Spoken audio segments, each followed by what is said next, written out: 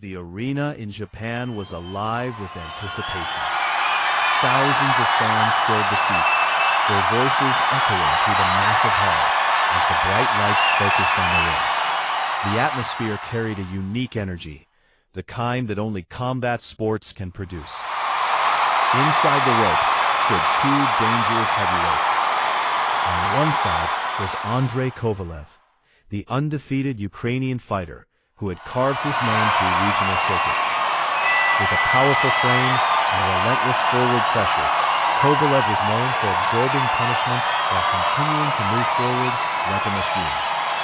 Across from him stood Jairzinho Rozenstruik, a seasoned striker with devastating kickboxing power.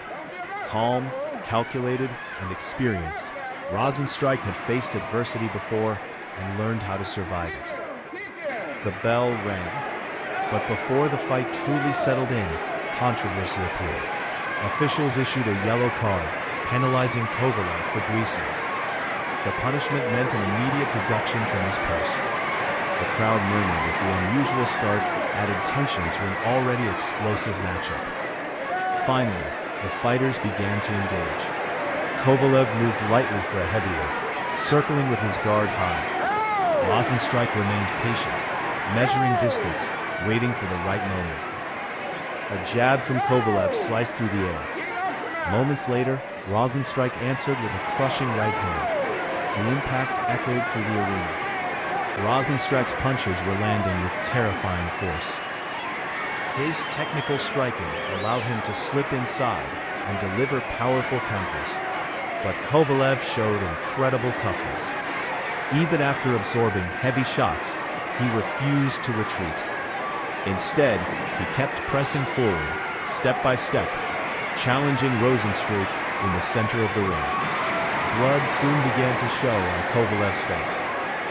Yet the Ukrainian warrior kept advancing. Round one quickly turned into a dangerous exchange of power and durability, and the crowd could feel it. This fight wasn't going to be easy for either man. As the second round began, the intensity shifted. Rozenstruik continued to pressure forward with sharp striking combinations, mixing jabs with powerful crosses and leg kicks. His rhythm constantly changed, making it difficult for Kovalev to anticipate the next strike. But Kovalev had another plan. After absorbing several heavy punches in the first round, he knew standing in a pure striking battle might favor Rozenstruik. So he changed the fight. Timing his moment perfectly, Kovalev surged forward and secured a powerful takedown, driving Rozenstruik to the canvas. The crowd reacted instantly. Now the fight had entered a completely different territory. On the ground, Kovalev controlled the position carefully, using his weight and leverage to keep Rozenstruik pinned. He attempted to advance into dominant positions, looking for openings to land strikes or threaten submissions. Rozenstruik, however, remained calm. Although he wasn't as aggressive on the ground, his defensive instincts kept him from falling into dangerous positions. Each time Kovalev attempted to mount or improve control, Rozenstruik managed to block the advance. Still, the momentum had shifted. For several minutes, Kovalev controlled the fight from the top, forcing Rozenstruik to defend while occasionally delivering short ground strikes. But there was a problem. Despite controlling the position, Kovalev wasn't delivering significant damage. The ground control slowed the pace, and the crowd began to grow restless. In Japan, fans appreciate action, and they expect fighters to push for a finish. Meanwhile, both heavyweights began to feel the effects of fatigue. Their breathing became heavier, their movements slightly slower.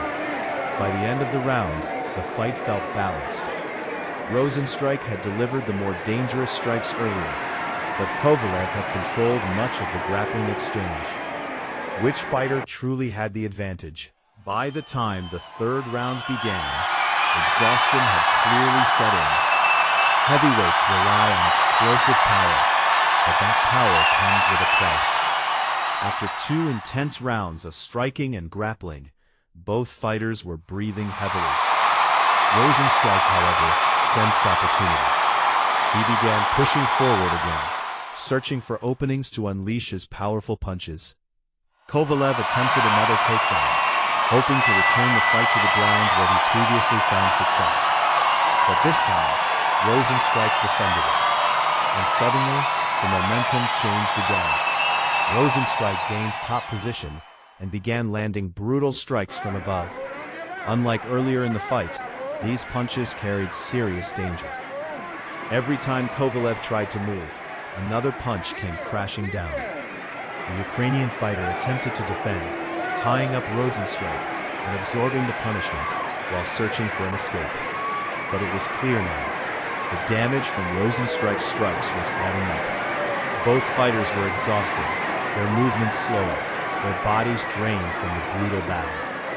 Even the referee encouraged them to increase the pace as the final seconds ticked away.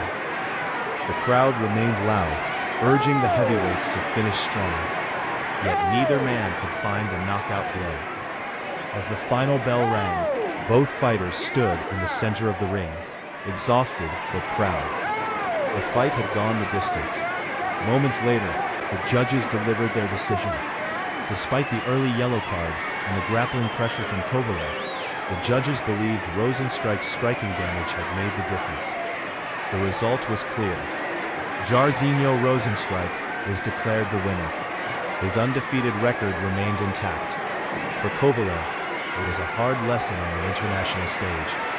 But for the fans in Japan, it had been a true heavyweight battle.